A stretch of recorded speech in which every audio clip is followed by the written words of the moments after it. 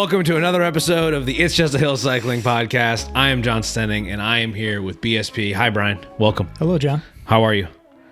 I'm okay. How are you? Good. I'm fine. Yeah. Can we do a little housekeeping at the top? Sure. Before, I think the podcast has had like different types of episodes, and that will still happen.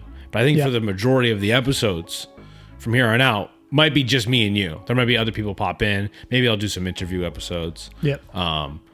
But like Amateurs Talking Pros might not be singular episodes. Like we're going to talk about it later. Yep. So I More just of a thought maybe it was segment. good to segments. Segments. I'm gonna try to lean into the segments in the podcast. Yes. And I mentioned your name. I mention you at the end of the show a lot, but maybe people have turned it off by then. So now I'm going to give you a shout out at the top of the episode. That's kind of you.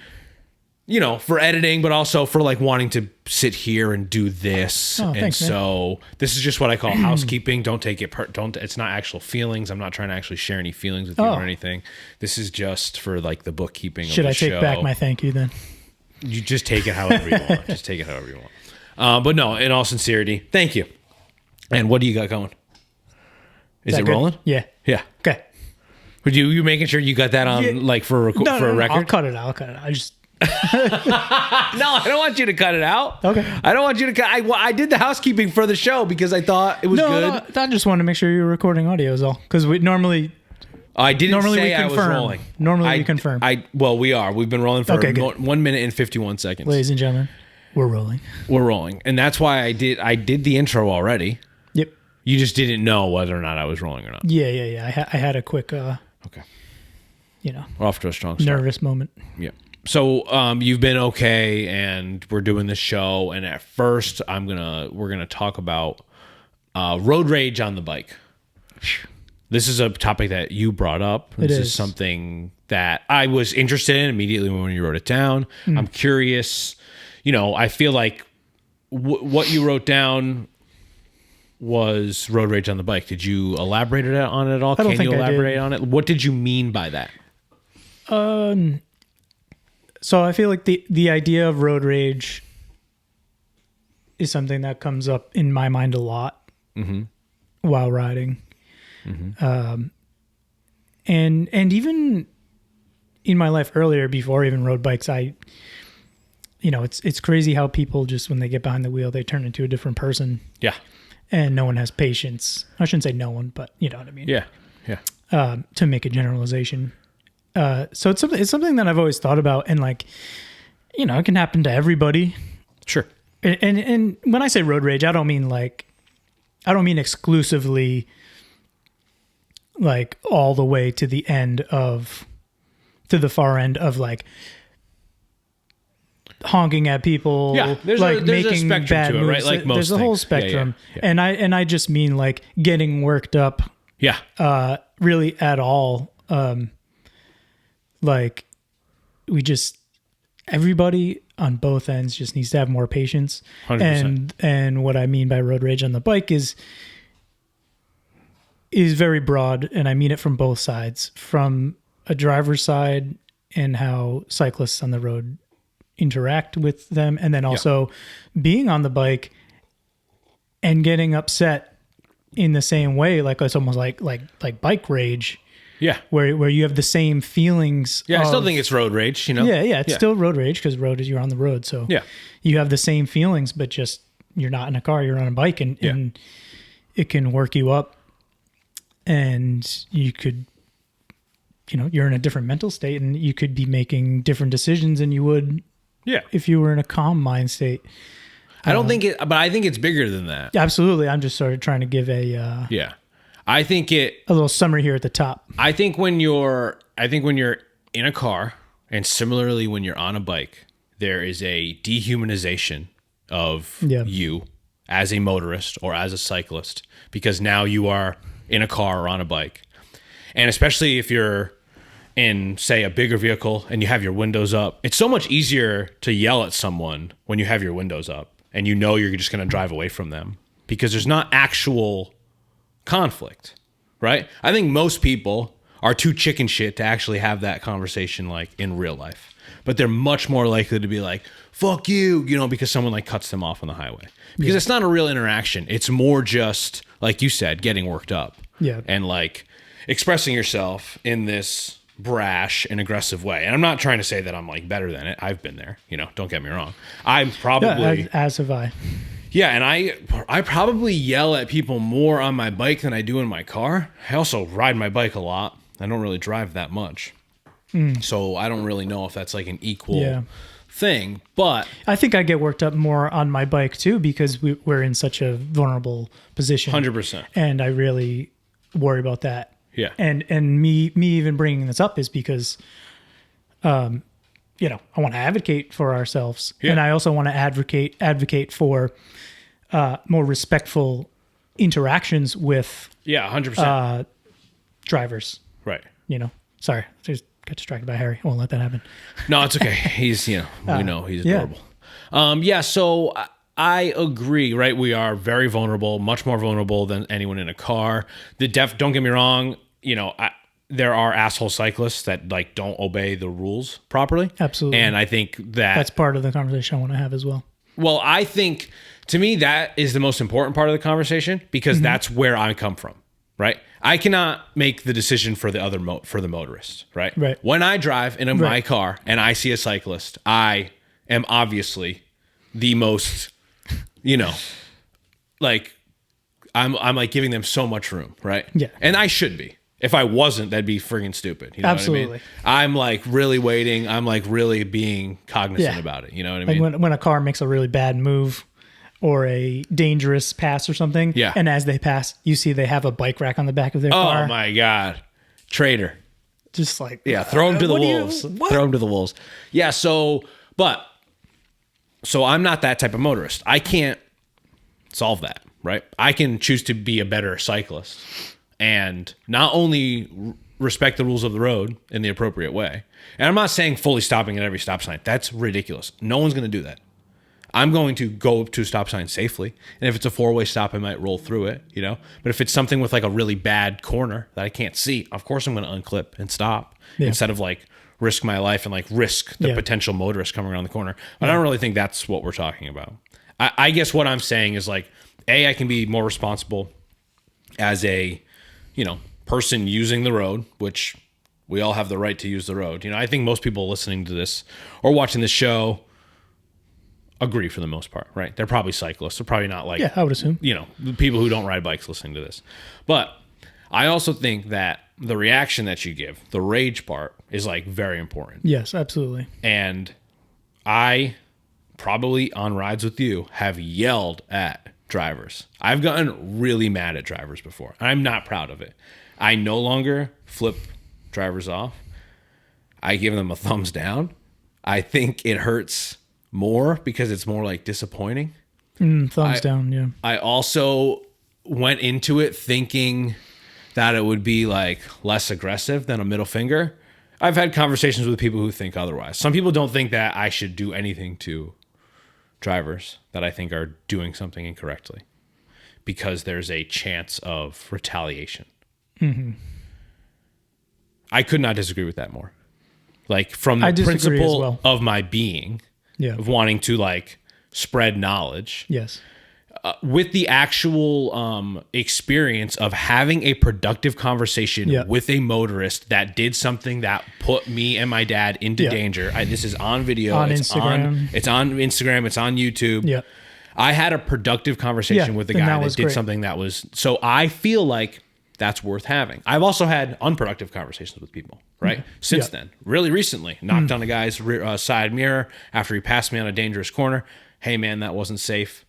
Basically, we sat there for 5 minutes, and at the end of the conversation, he was like, I ain't got time for this. I was like, oh, okay, well, we sat here for 5 minutes. We've already been here for multiple minutes. You know what I mean? Like, so, but, that happens, right? Not everyone is going to be, people are going through different things. So I guess that's sort of my point. Like, I can choose to do better, and me doing better means following the appropriate rules of the road and not escalating the situation to a point of rage, right? Yeah. Some people are going to get pissed off by a thumbs down. I totally agree. I don't know if they necessarily always like get the point. But I feel like it's better than a middle finger. Well, like, you know what I mean? Middle finger is a little bit too ragey for me, I think you're right. I think a thumbs down. I feel like a thumbs down is more respectful. Sure. At getting your point across than a middle finger. Yeah. Because the middle finger is in some way an equivalent reaction. And it creates immediate. Yes. Like it creates an immediate negativity. 100%. And that's ideally what I try to avoid. But the problem is that it's so intrinsic to our being. So like protect ourselves. And then the immediate retaliation is an aggressive thing. You ever gotten a friendly beep from someone? Yes. And been like, fuck you. Oh, sorry. Oh. I've done that.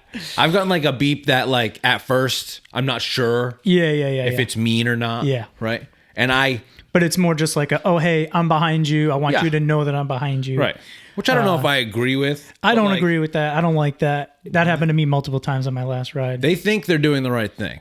Yeah. It's a step in the right direction. It is. It's nice that they do it because it shows that they're thinking and want to be safe. It's just startling. But at the same time, a horn on a car is startling. It is very startling. Yeah. They're behind you. Yeah. Yeah. And then also like, I think if there's any way to spread the knowledge that if a cyclist comes up to a group, if a driver comes up to a group of cyclists. Yeah. Within that group, it's probably already been stated and yelled amongst the group that there are a car behind or something. You. Sure. As well as it is very common now that people have these radar taillights. Right. So, like, you probably don't need to beep. I appreciate you wanting to be careful, and that is ideally what we want. Yeah. But the beep can be very startling. Like one of them did startle me the other day, and that was one of the things that made me think about this topic. But then there's also the kind of like, you can give a little toot toot. Yeah. That's what I try to give. When I see a cyclist that I know, like if I were to see you on the road, I'd be coming up behind you on the Citrus Reservoir. Yeah. Not only am I giving you 6 fucking feet to your left, but I'm still like, beep, beep, beep, beep. You're not even going to give me a toot toot. You're going to give me a toot toot toot toot toot. Oh, yeah. And I'm probably going to go out the window and go like, LA, LA, LA. But that's just because it would be you. You know what I mean? Yeah. Like that wouldn't, not many people would get that treatment. That to but still, everybody. There's I think, and sure, these people who are doing it, maybe they're not cyclists. They don't know that it's startling, right? They don't know that like, they're trying to do the right thing. So I guess that's, like I said, it's at least like a productive way of thinking about it. And I'm not mad if someone does that. I just no. Just as they pass, I'm just in my head. I'm like, well, generally, you didn't need to do it, but thank you. Generally, I hate cars. I hate them. Like, and I know that that's a bias there, right? But like, I hate cars. In the notes here, I say my initial thought is fuck motorists. They are impatient and ignorant. Car culture sucks. I don't know what kind of mood I was when I wrote this down. These are true feelings that I have. Car culture sucks. Big trucks suck. I hate them all. Although I do realize we need to share the road. I think I do a pretty good job at the sharing. I think I do a pretty good job. I take risks, and I don't think I take like big risks. I like to ride in an exciting way. I'm not fucking Julian Alaphilippe, you know what I mean? But I like to ride in an exciting way. Does that mean I'm in the middle of the road when there are cars behind me? Absolutely not. Like, I'm far from perfect, don't get me wrong. But like, I think that there is a cultural problem in the United States that revolves around cars and car culture, right? Like, public transport is terrible in this country. We all have cars. Multiple households have more than one car. There are so many big trucks around. If you drive a big truck for like your work, it's fine, I guess. I can be okay with that. But like, if you drive a truck because like you tow your camper in the spring and the fall to a campsite where it sits, I don't know if I can like get behind that. The infrastructure damage that like a big heavy truck does is like thousands of times more than what a bike does. Bikes aren't like harming the roads in any sort of way, like the actual mechanics of the bike. So I don't think it's even like a fair argument, right? Like, I honestly think it turns into victim blaming, right? Like, I'm the vulnerable one. I'm on a bike in spandex. You're in a fucking truck. It's not the same. Like, it's not the same.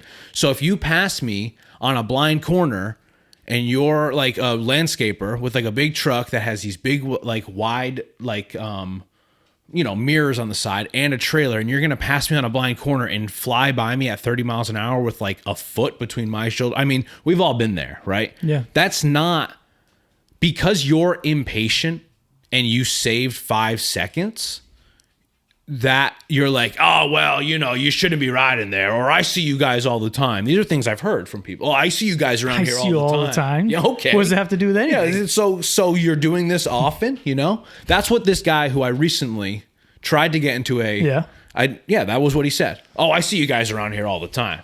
I go, that's not what we're talking about, dude. Like, you came around me and there was a car in the other direction. So you were forced into where I was riding. Yeah. And I was already riding in the shit, like in the sand, on the side of this, And this is a back road in southern Richmond or like Charlestown or something. It wasn't a busy road.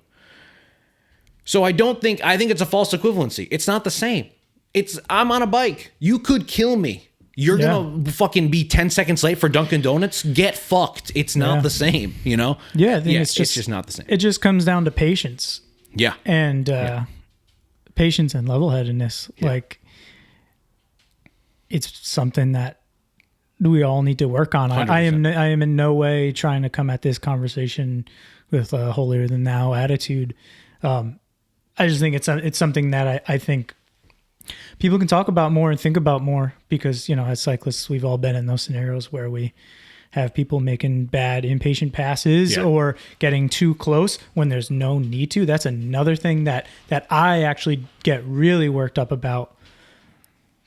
Like, sometimes it scares me because I get so mad and I don't want to be when someone such an excitable person. Thing you just said? Yeah. So when let's say, regardless of how many people are on the road with me, like cyclists on the road with me, or if I'm alone, if someone passes really close on a clear stretch of road when there's no one else coming the other way or behind them, whatever, and it's just like they have this fear that they can't cross the yellow line or something like that. Sure. It's just like, why would you not give me more than 6 inches of passing space? And that's one of the times that I do get very worked up and potentially make a gesture to the car. Yeah. A lot of times my gesture that would get a thumbs down from me easy. I'll kind of sit up and give like a big. I love that too. Like a big I do that. Like look at them, look back, and just be like, I'll look back. What are we doing? Someone passes super close to me. Yeah. And I see there's no one that was coming the other way. Right.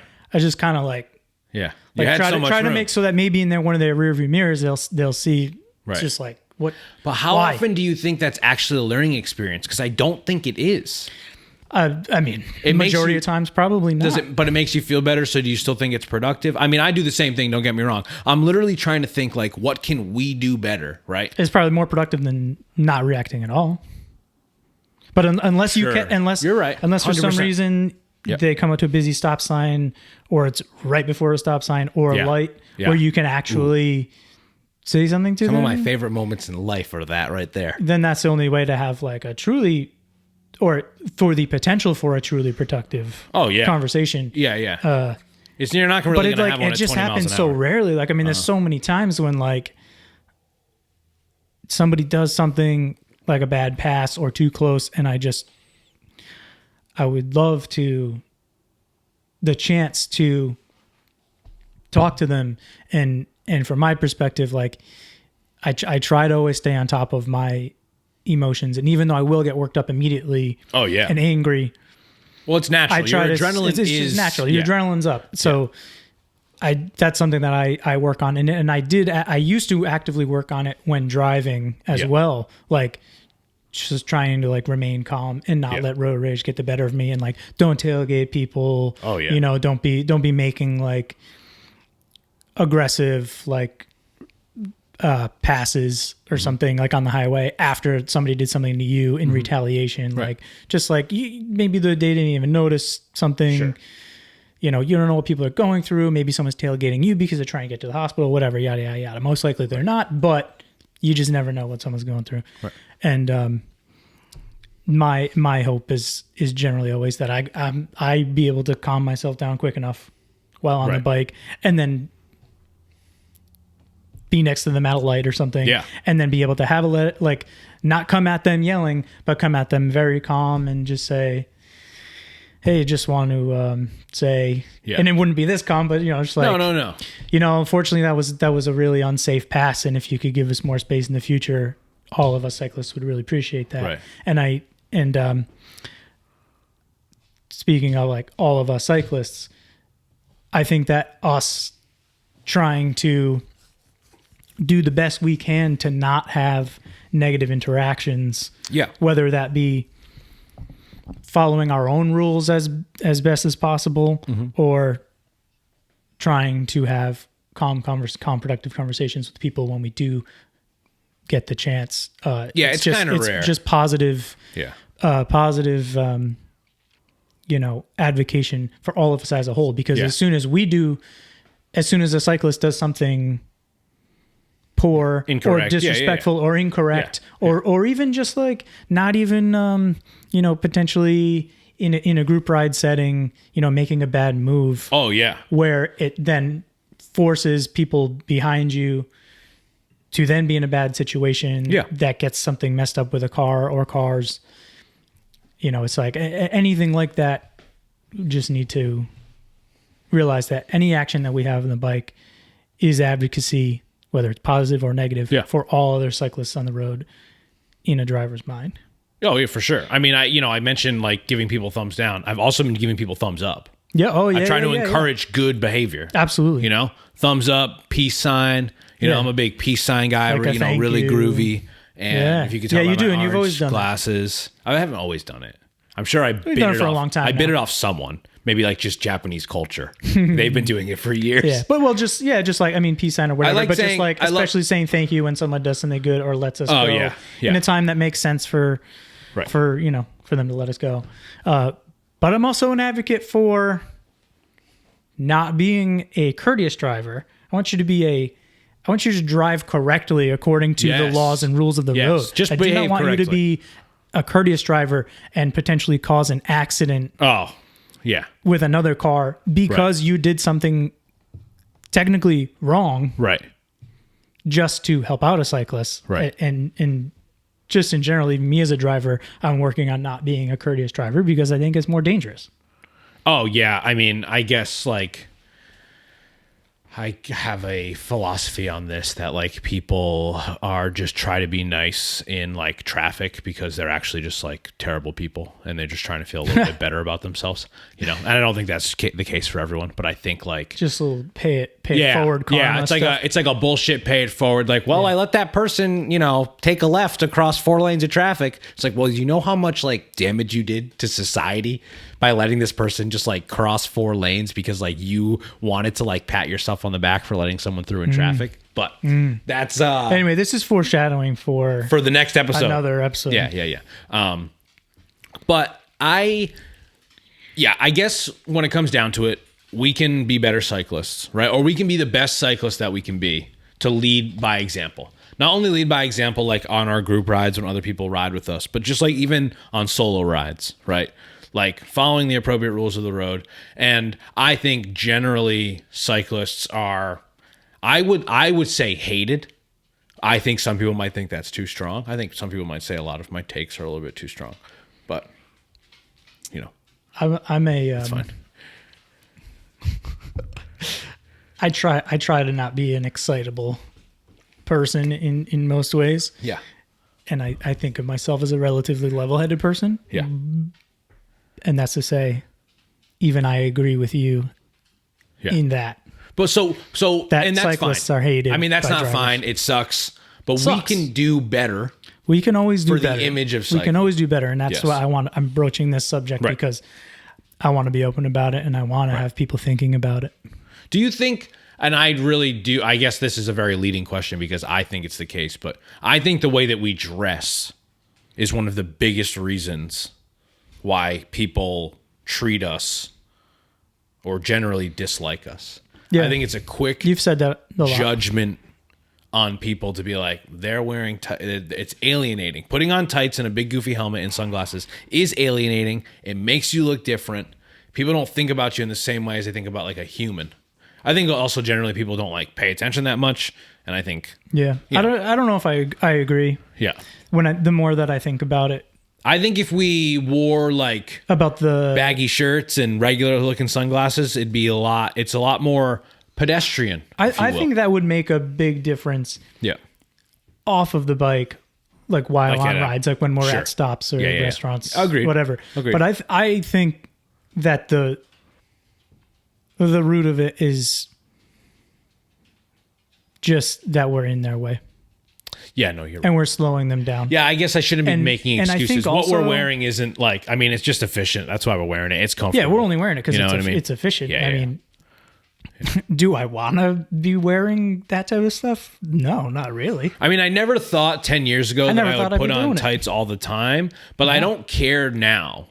I have I'll fucking walk in anywhere. Some general store in the middle of nowhere with mostly dudes that drive big pickup trucks, and I'm walking in with tights. That's fine. I don't care anymore. There was a time when I cared. There was a time where I wore basketball shorts over. We all did. We change. Yeah. Yeah. Yeah, I remember. When I was first getting into cycling, I was talking to some of my neighbors, and they had asked me if I was, if I was going to wear tights and everything. Wear the tights? And I said, No, I'm not going to rush into it like that. And then literally the next day, I went to Bob's store, and I just have fucking Bob's store. Yeah. Bob's store. Right? Is it apostrophe S? Yeah, it's Bob's Stores. Bob's Stores. They're always going out of business. Are they? Yeah. Oh, yeah. It's everything. Liquidation sale. Every time you go by. 90% off plus another 10% off plus an extra 5% off. I used to go there a lot in my youth. I grew up right around the corner from there, but I haven't been in quite some time. I've never bought cycling stuff there. You bought bibs. Yes, I bought. Who made them? I bought bib shorts. Who made them? No, actually just padded shorts. I don't know if we would call those bib shorts. Just shorts, not full bibs. Right. I don't remember. Okay. I'm just curious. I think it was more of like a dirt bike brand because they carried some like dirt bike. Classic. That makes sense. Some like Fox brand. Yeah, I think it's something like that. But yes, then I did that the next day. I could see Bob's having like Pearl Izumi. No knock at Pearl Izumi. I could just see Bob's having Pearl Izumi. Maybe. I don't know. So we've gone way off topic. But anyway, we've gone way off topic. I said that. I was going to say, you're kidding. Yeah, I just said it. We went off topic? Yeah, I just said it, and then you said it. It's all related. Shit, what was I just going to say? Oh, I don't know. I'm sorry. Yeah, no, I mean, we did go very off topic, and that's why I can't remember what I was saying. That's all right. What were we talking about? We were just talking about before the bibs. We can be safer. Oh, okay. Yeah.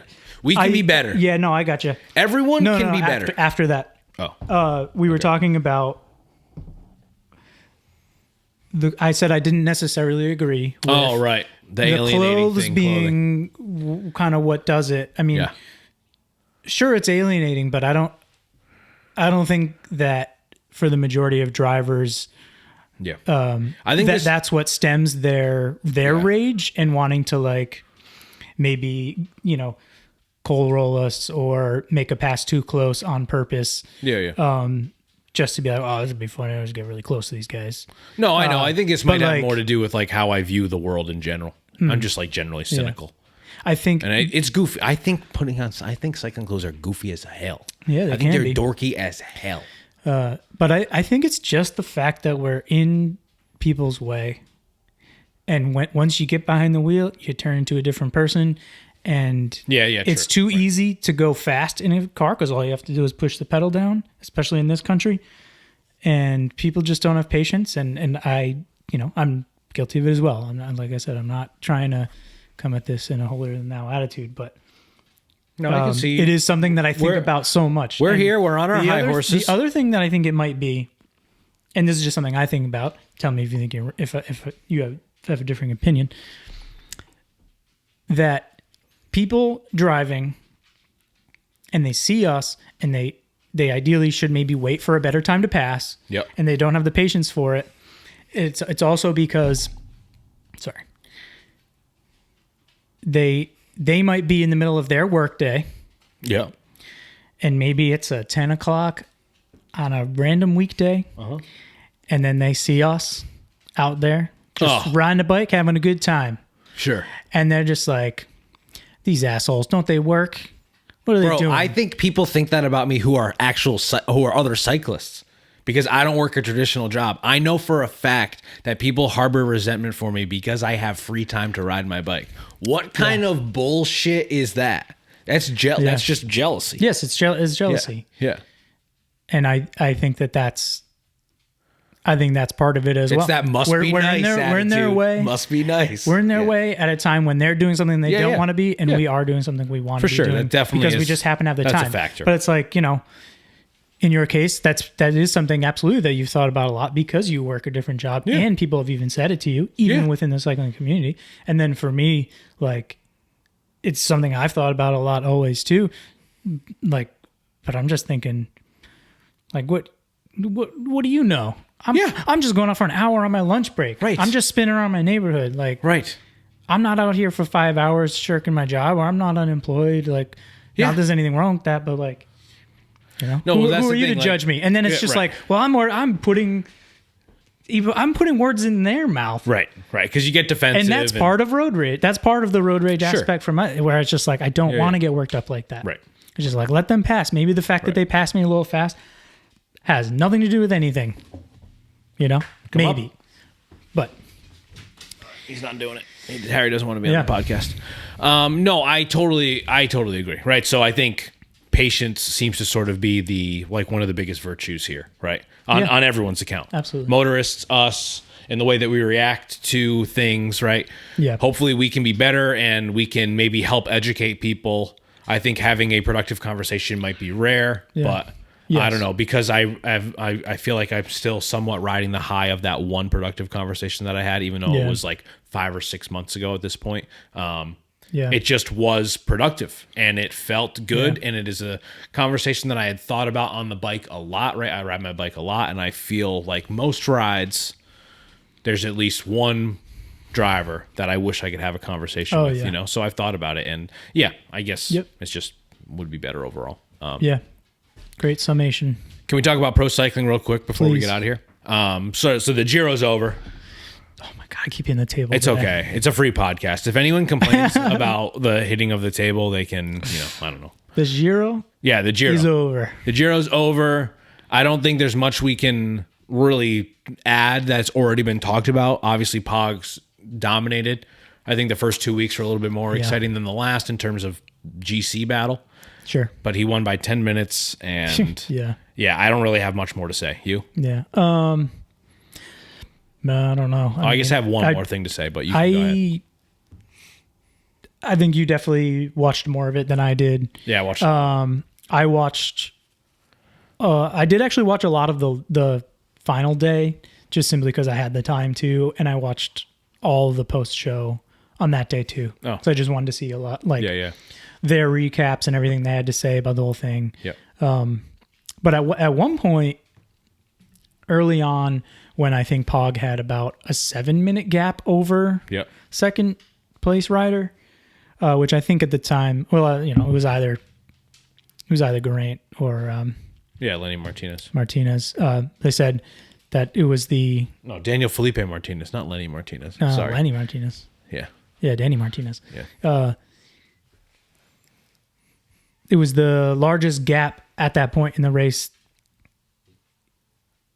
that had happened in the past. Like, it was like 30 or 40, 35 or 40 years. Yeah, total domination. Prior. Yeah, so dominated. So how he finished something like 10 and change. 9:56. 9:56. Okay.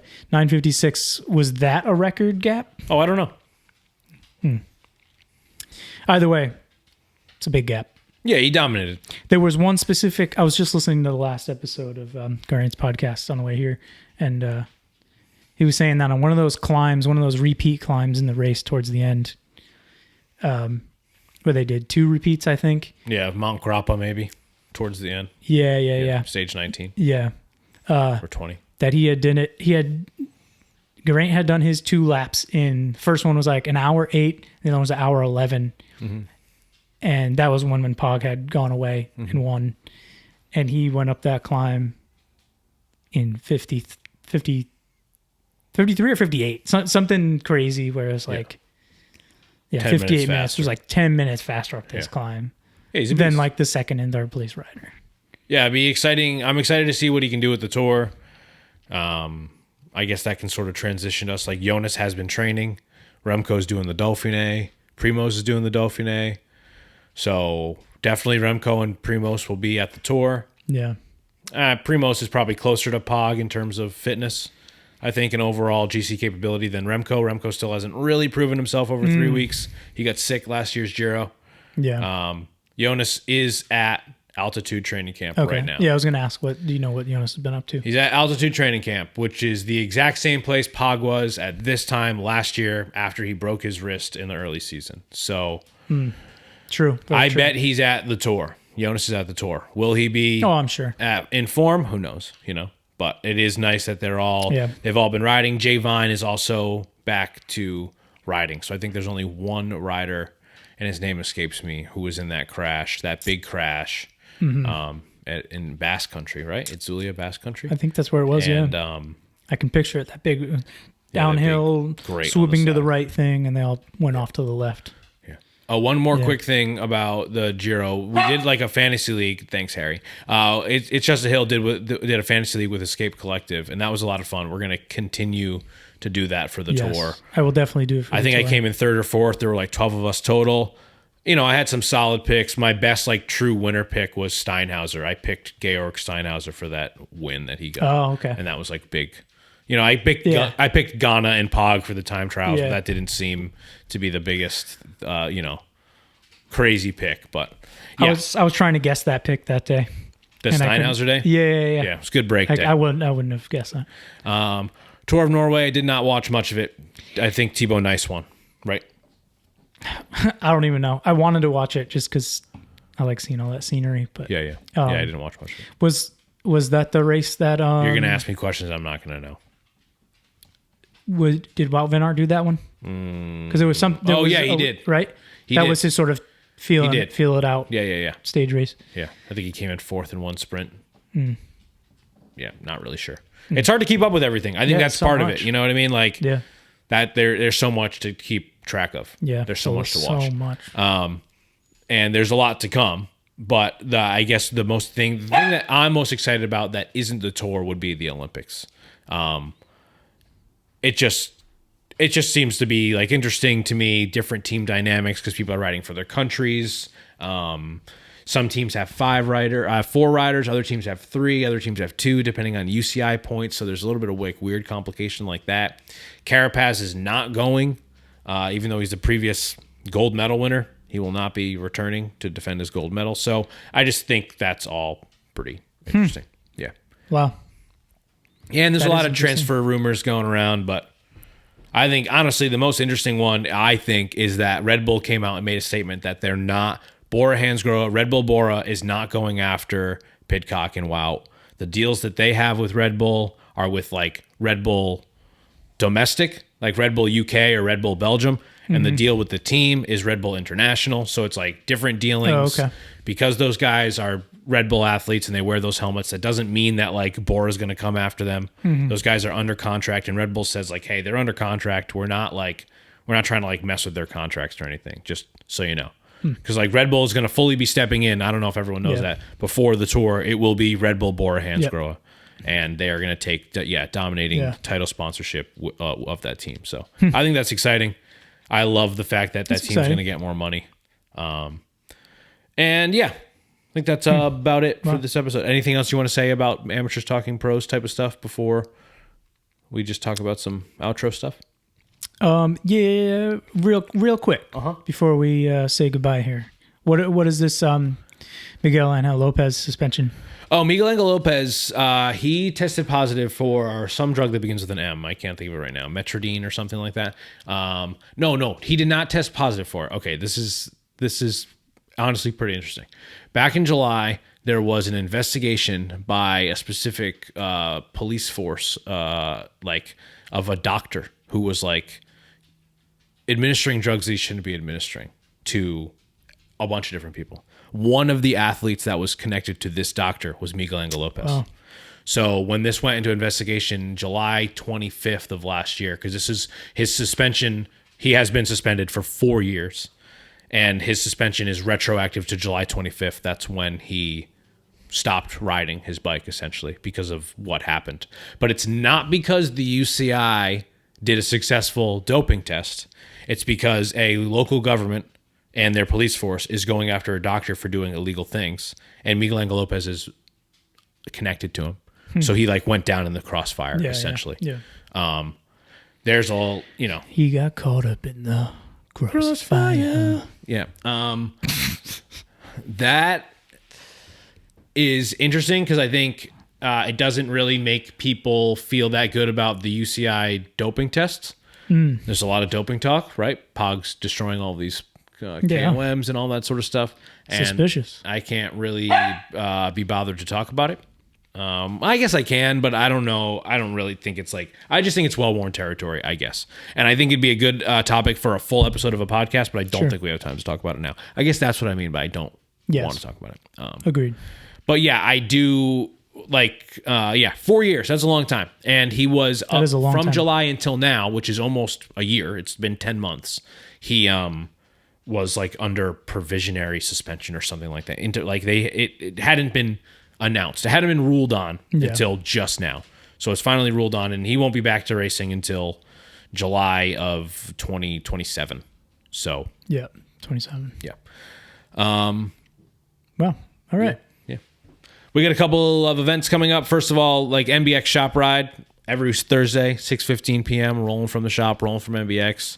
Stop by there before the shop is open, and it's a 22-mile loop. Brian, you and I did it last week. We're going to do it this week. It's a fun ride. Yeah. It's pretty casual. You can ride hard on the way back. I think that we split up a bit and people were riding hard on the way back, but I think, on the way down, it's pretty casual pace down to Galilee and Point Judith. And, we love MBX. We think you should go to their shop rides. Yeah, it was really all fun. Different fitnesses. You can treat it like a recovery ride, treat it like an interval session or something on the way back, or just try to meet new people, check out the shop. And yeah, it was fun. Yeah, it was very fun. Yeah. Sometimes they cook out after, not all the time, but sometimes they'll have a grill going and, maybe some beverages and some hot dogs, hamburgers and stuff like that. So keep an eye out for that. We put the event up on the It's Just a Hill Strava page. It's not, an It's Just a Hill event. We're just helping support the cause of MBX. Shortest night ride. I'm going to ride my bike overnight on June 21st with, I think right now we have 3 or 4 other confirmed people, 5 people maybe. Nice. It's the shortest night of the year, so we're going to ride from sunset to sunrise. I've made a route. It is 140 miles long. We basically have to ride for 7.5 hours moving time. There's 8 hours and 45 minutes between sunset and sunrise. And so, wow. Yeah, no, it's good. There's 4 stops. It's all at 24-hour convenience stores. And we're going to end the ride. We'll start the ride and end the ride at Denny's. And we're going to get a meal at Denny's at the end. That's awesome. And you can join us. The event is up on It's Just a Hill's Strava page. The route is there. It starts, we're going to roll out around 8:30. That's right after sunset. And it's 134 miles overnight. So bring your lights. And I've wanted to do this for a few years now. And this is the first year it'll actually happen. Yeah. So I'm pumped on that shortest night ride. And then Sloppy John's is Sunday, August 4th. So keep an eye out on Strava for more details on that. Most of the routes have been posted. I just have one more route to finalize. And I made a road route too. So people who just have road bikes, if you don't have a gravel bike, you can come and ride. And I'm going to make Jason Behringer works at MBX. We did the MBX shop ride with us last week, led out the ride, and he made sort of a route for people who like to ride their gravel bikes on mountain bike trails, essentially, because I do think that there's a little bit of a want there. And I think Harry just ate an ant. So that's a good way to end this episode. But thank you, Brian. Thank you, John. And we'll see you on the next one. Bye. Bye-bye.